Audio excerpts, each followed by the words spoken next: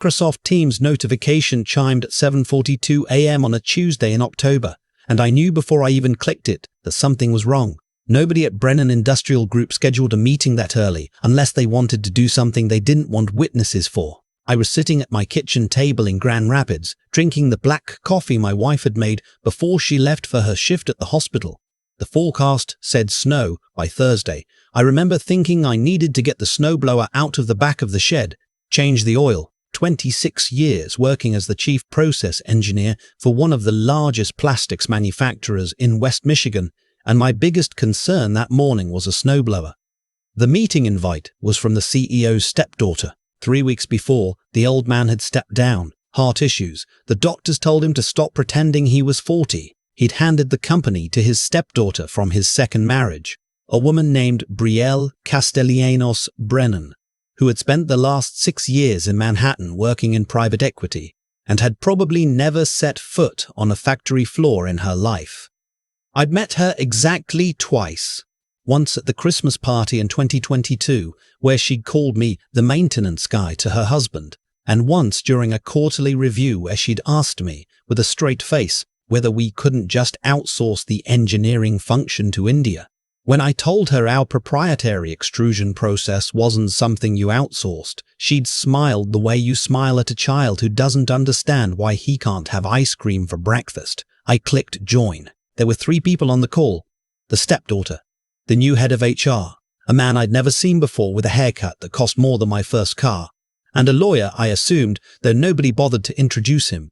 "Good morning," the stepdaughter said. She was wearing pearls.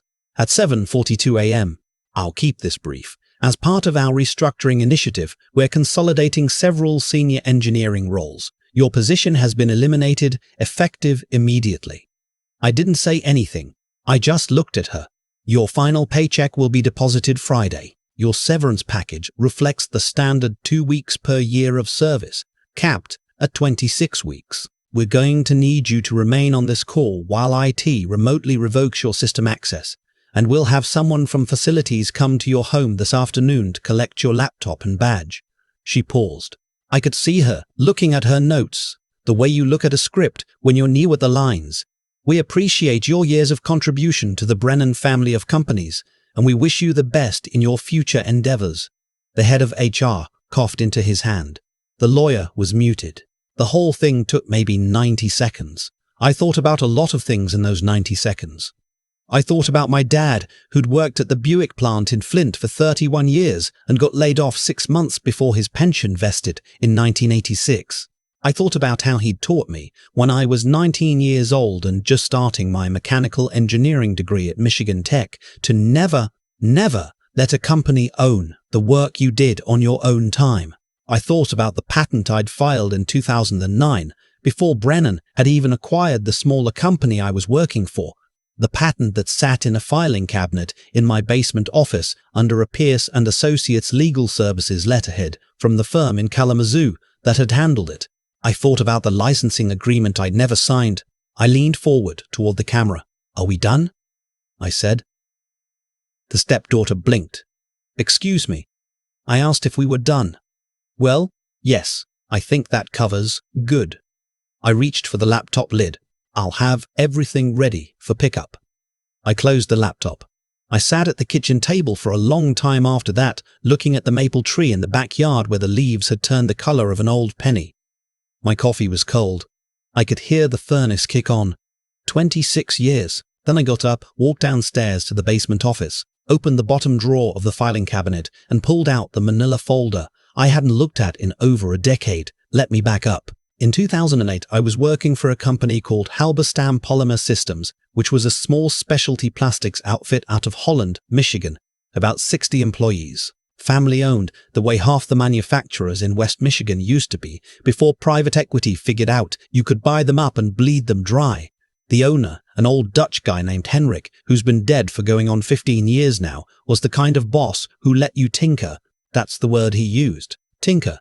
He believed that engineers solved problems best when they were left alone with a workbench and a cup of bad coffee. I was working at the time on a problem that had been plaguing the company for years. Our extrusion line couldn't handle a certain class of medical-grade resins without producing microfractures that made the finished product unusable for surgical applications. Every other shop in our space had the same problem. It was a known limitation of the technology. I solved it on a Sunday afternoon in March of 2009 in my garage, using a modified cooling profile and a proprietary die geometry I'd worked out on graph paper while my wife was at her cousin's baby shower in Holland. I built the first prototype using equipment I owned myself, a small bench-top extruder I bought at an auction in Kentwood 3 years before, and some thermocouples I'd ordered off McMaster-Carr with my own credit card. Henrik didn't ask me to do this. There was no project authorization. There was no employment agreement requiring me to assign my off-hours intellectual property to the company. Henrik didn't even know what I was working on until I brought a working prototype into his office on a Tuesday morning and asked him if he'd be interested in licensing it. He looked at me for a minute, then he laughed. Then he poured me a glass of Geneva from the bottle he kept in his desk and said, "Maddox, you keep that patent. You filed it yet?" I told him I had a lawyer in Kalamazoo working on it. He told me to make sure the company never owned it, no matter what happened to him. He told me Halberstam would pay a fair licensing fee, but the IP stayed mine. He had me write it into my own employment contract, handwritten, signed by both of us, that any innovation I developed using my own equipment on my own time, before or during my employment, remained my sole intellectual property. He died of pancreatic cancer in 2011. His daughter, who had no interest in running a plastics company, sold Halberstam to Brennan Industrial in late 2012. Nobody at Brennan ever bothered to look at my employment file from Halberstam. They had me sign their standard onboarding packet, which assigned all future inventions developed during employment using company resources to Brennan Industrial Group. I signed it. I had no problem with it. It was a perfectly reasonable employment agreement. But the patent, U.S.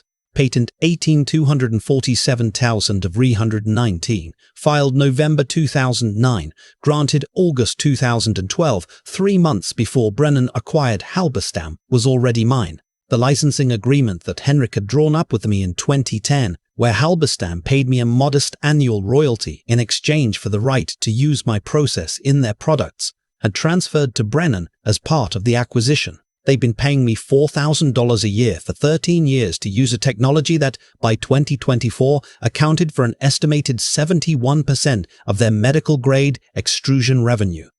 $4,000 a year. I'd never renegotiated it. Henrik had been good to me, and after he died, I figured the $4,000 was fine. The job was good. The work was interesting. I had a pension to think about, a daughter at Hope College, a son who was studying to be an athletic trainer at Western Michigan. The licensing agreement had a clause in it, Clause 7b, that Henrik had insisted on. It said that the license was tied to continued employment of the inventor in good standing. If the inventor, me, was terminated for any reason other than documented gross misconduct, the license could be revoked by the inventor at his sole discretion with 60 days written notice, and all derivative works built upon the licensed technology would require either negotiated relicensing or complete cessation of production. I'd helped Henrik write that clause. He'd told me, in his thick accent, "Always you give yourself a way out, Maddox. Always." The afternoon of the day I got fired, 2 facilities guys from Brennan showed up at my house with cardboard boxes. They were both engineers I'd known for years. One of them, a kid named Ruben, who I'd hired in 2019, wouldn't make eye contact with me. The other one, an older guy from second shift named Domenico, shook my hand and said, "Maddox, I'm sorry, this is ugly." I told him it was fine, gave them my laptop and badge, and watched them drive away in a Brennan-branded pickup truck. Then I called my lawyer, not the corporate lawyer in Kalamazoo who'd filed my patent. He'd retired in 2018. I called a younger guy, his protege, a man named Sutton Vance, who'd taken over the IP practice at the firm. I'd had lunch with him twice over the years, mostly out of professional courtesy, and he'd reviewed my licensing agreement in 2019, when I was thinking about asking for a raise on the royalty rate. I told Sutton what had happened. He was quiet for a long time. Then he said, "Maddox, you understand what you're sitting on, right?" I told him I had an idea. He said, "I want you to do me a favor.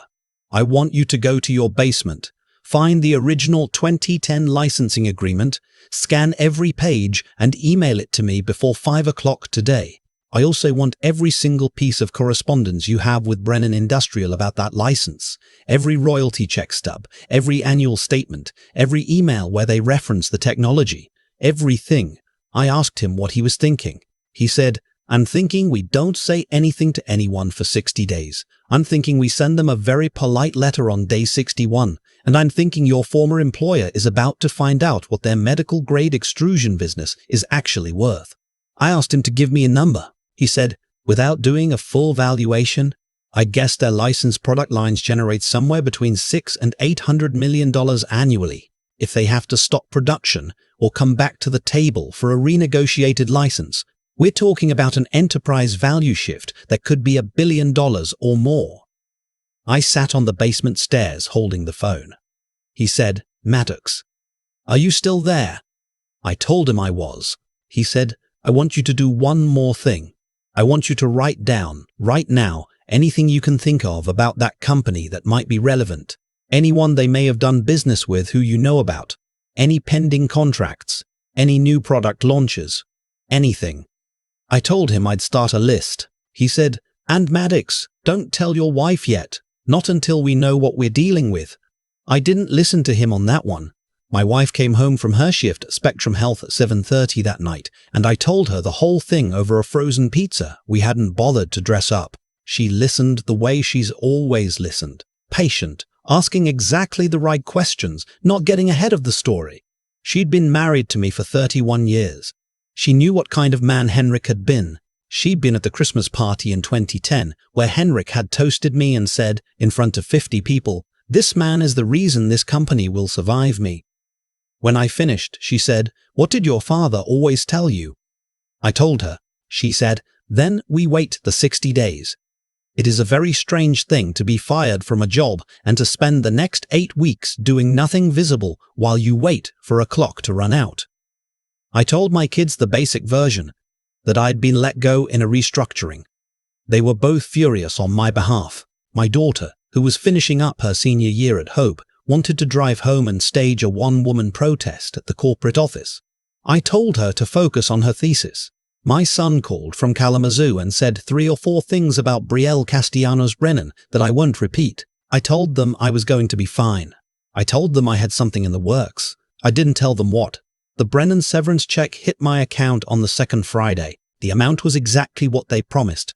26 weeks at my base salary, no bonus included. No consideration for the 26 years.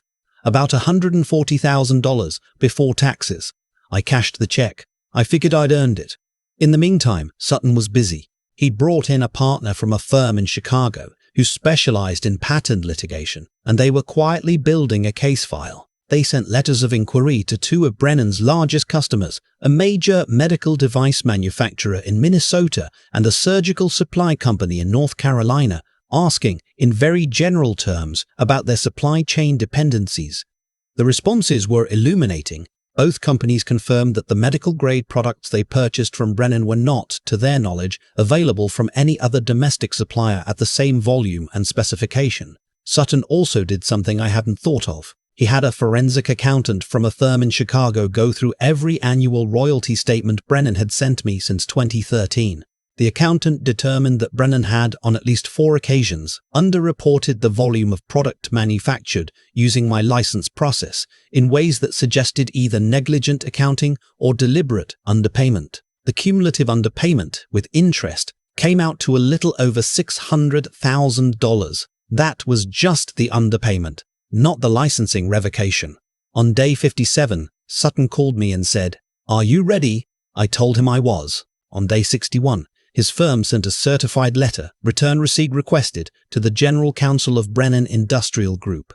The letter was 4 pages long. It did 3 things. First, it gave formal notice, pursuant to Clause 7b of the 2010 licensee agreement, that the licensee, Brennan Industrial Group, as successor in interest to Halberstam Polymer Systems, was hereby notified of the revocation of the license to U.S. Patent 8/247T19 and all associated process intellectual property, effective 60 days from receipt of the letter.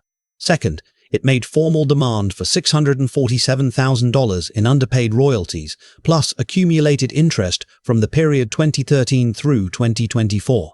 Third, it informed Brennan that any continued manufacture of products using the licensed process after the 60-day revocation period would constitute willful patent infringement and would be pursued to the fullest extent under federal law.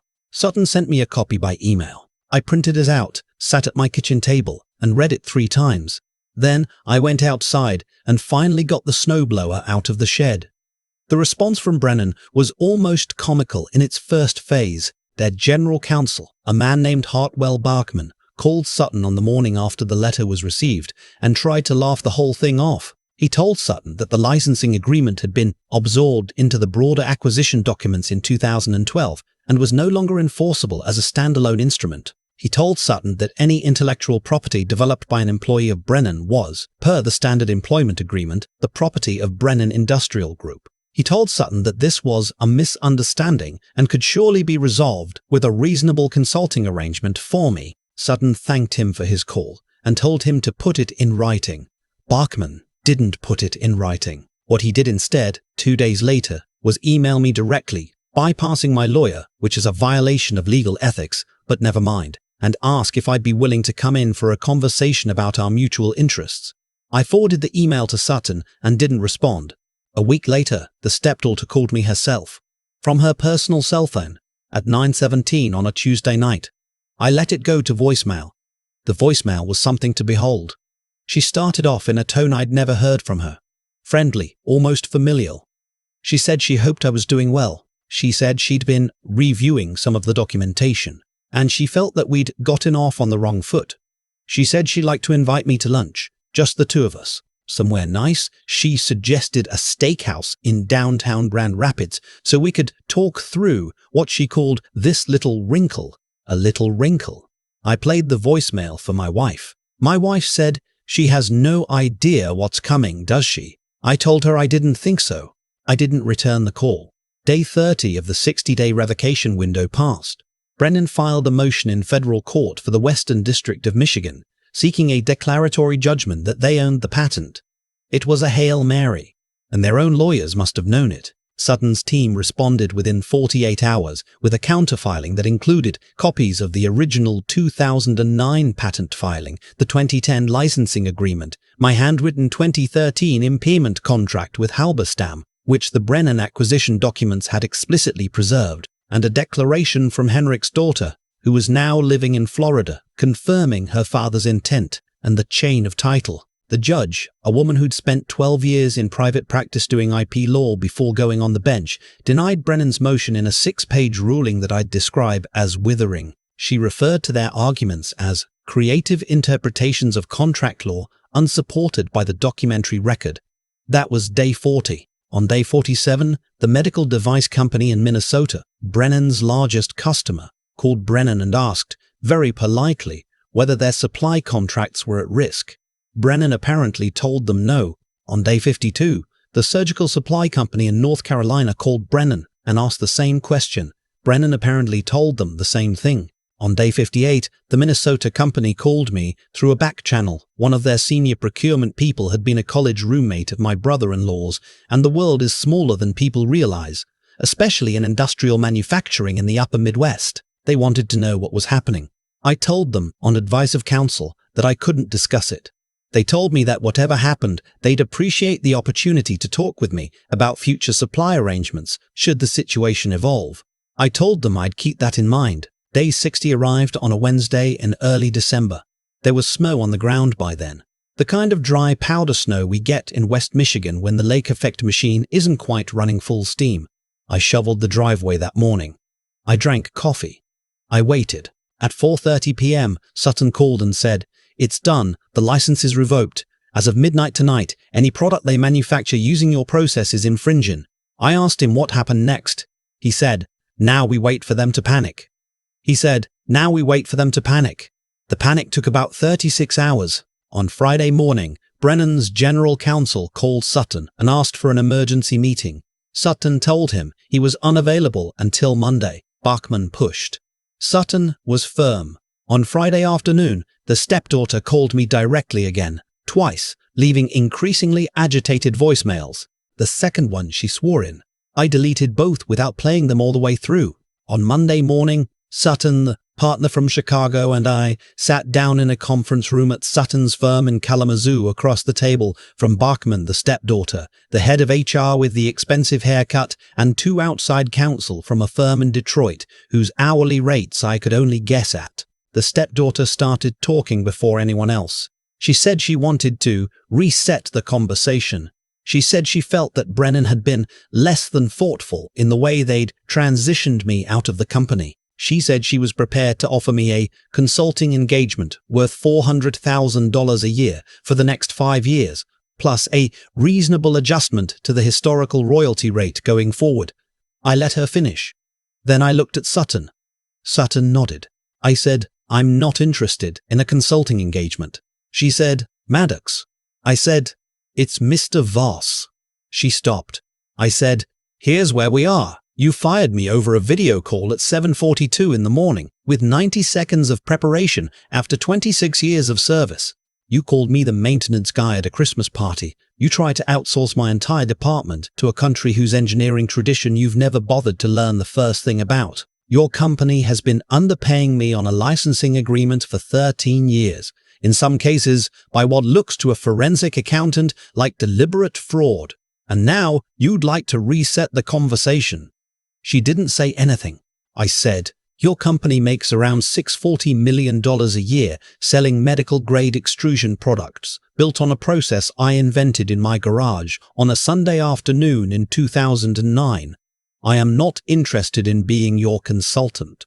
I am not interested in being your employee.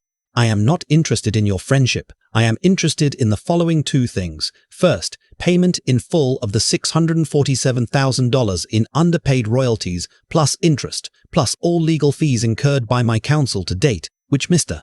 Bounce will tally and present to you by end of day. Second, a complete cessation of all manufacturing using my license process, effective immediately, pending such time as you and I, through my lawyer, can negotiate a new licensing arrangement that reflects current market valuation." I paused. I said, "And just so we're clear, the current market valuation is not $4,000 a year." The stepdaughter's face did something I'd never seen before. It went from pink to white to a kind of mottled red. She said, and I want to be precise about this because it's the line I'll remember for the rest of my life. She said, "Who the hell is Voss Engineering Holdings?" Because that, of course, was the name of the LLC Sutton had helped me set up 2 weeks before. The LLC that now held my patent. The LLC whose existence had become public on a Michigan business filing search 2 days earlier. The LLC that the Minnesota medical device company had, that very morning, sent a letter of inquiry to regarding potential direct licensing arrangements should current supply chain conditions prove unstable. I didn't answer her. I picked up my coffee, took a long sip, and looked at Sutton. Sutton said, "I think we're done here." It took Brennan Industrial Group 6 weeks to collapse. Not collapse entirely. They had other product lines, other revenue streams, but the medical-grade extrusion business, which represented the majority of their growth and the lion's share of their valuation, evaporated. Their two largest customers signed direct licensing agreements with me through Voss Engineering Holdings, and arranged alternative manufacturing through 2 contract manufacturers, one in Indiana and one in Ohio, both of whom I worked with personally to help spin up production lines using my process. I hired 4 of the engineers Brennan had laid off in their restructuring, including a young woman named Callista, who'd been my second shift process engineer and who Brielle had pushed out 3 weeks after firing me. I paid them all more than Brennan ever had. Brennan's enterprise valuation dropped from $800 billion to an estimated $290 million by the following spring. The board of directors, which had been packed with the old man's golf buddies, removed Brielle Castellanos Brennan as CEO in March. She resigned from the board the following week. I'm told she's back in Manhattan now, doing something in venture capital. I don't pay attention. The old man, the founder, my former CEO's stepfather, called me one evening in May. He'd had a second heart attack by then. His voice was thin over the phone. He said, "Maddox." I didn't know. I told him I believed him. He said, Henrik told me when I bought Halberstam. He took me aside at the closing dinner and he said, "Watch out for Maddox Voss. That man owns the future of this company and you'd better treat him right." I told my stepdaughter that. I wrote it in the transition memo. She didn't read it. I told him I was sorry to hear that. He said, "Will you take a meeting? Just one. I won't ask you for anything. I just want to apologize properly." I thought about it for a minute. I told him I'd take the meeting.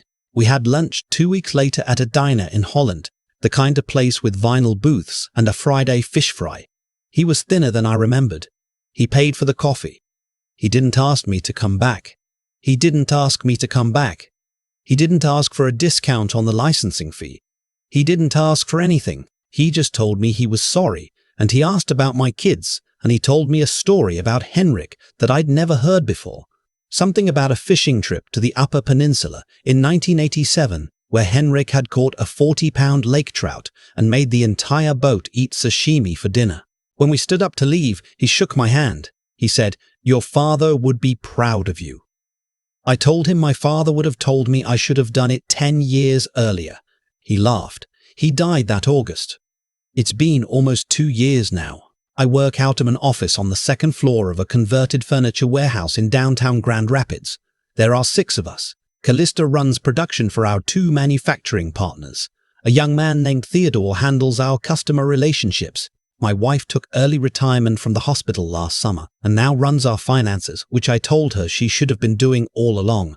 We make a little under $9 million a year on the licensing arrangement. We're working on 3 new patent applications for next-generation versions of the original process. My son and daughter both finished school. My daughter is in graduate school in Ann Arbor, studying public health.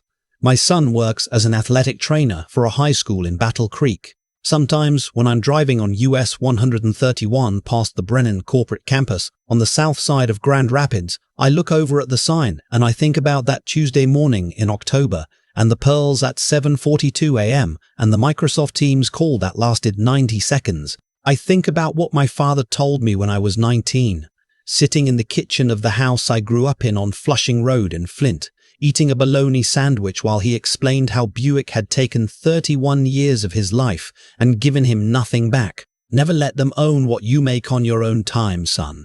Not the work, not the ideas, not the patents. They will always, always try to take it. Make sure you own a piece of yourself that they can't reach. I didn't fully understand it then. I do now. If you're an engineer or a designer or a developer or anyone who builds something with their hands or their head, please hear what I'm telling you. The companies you work for are not your family. They are not your friends. They will not remember the late nights, the weekend rescues, the years of loyalty. They will fire you over a video call at 7:42 in the morning, and the person doing it will be wearing pearls and reading from a script, and she will not know your name. So patent your work. Document everything. Use your own equipment on your own time when you can. Sign nothing that gives away what is yours. And when the day comes, and it will come, make sure you have a way out. My father knew that. Henrik knew that.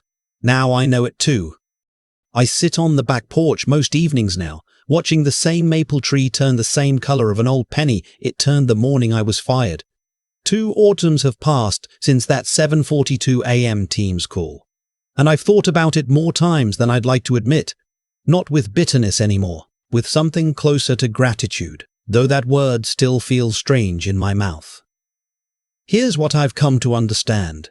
Every choice we make plants a seed, and every seed eventually shows you what kind of tree it was going to be. Brielle planted a seed in 2022 when she called me the maintenance guy in front of her husband. She planted another one when she tried to outsource a department she'd never visited. She planted the biggest one of all on that Tuesday morning in October when she read from a script she hadn't bothered to understand and fired a man whose work she'd never asked about. She didn't know it, but she was planting the tree that would fall on her own house, and me. I'd been planting different seeds. A patent filed on a Sunday afternoon in 2009, a handwritten employment contract with a Dutchman who'd already taught me what loyalty actually looked like. 13 years of accepting a $4,000 royalty without complaint because the work was good and the people were decent. None of that was strategy. It was just character. But character, given enough time, becomes the foundation everything else stands on. I think about my father a lot now. He never got his pension. He died in 2003, still angry about it, and I used to think the anger was the worst thing Buick took from him. Now I think the anger was actually what he gave me, because the anger taught him to teach me. And what he taught me, to own a piece of yourself nothing can reach, was worth more than the pension would have been. I want to say something to anyone listening to this who feels small in their job right now, who feels invisible, who's been told in 1,000 quiet ways that they're replaceable. 3 things will carry you out of that feeling, and I learned every one of them the hard way. The first is doing your work honestly, even when no one is watching, especially when no one is watching. Henrik used to say a man's craftsmanship is the only signature that can't be forged. He was right. The second is keeping your mind sharp. Read the contract, read the contract, read it again. Ask the questions the room doesn't want you to ask. The people who underestimate you are counting on you not to understand what you're signing. Disappoint them. The third is patience. Brielle wanted a fast answer that Tuesday morning. I gave her a slow one. 60 days, slow. Sometimes the most powerful thing you can do is close the laptop, say nothing, and wait for the seed you planted years ago to finish becoming a tree. That's the whole lesson. That's everything I know.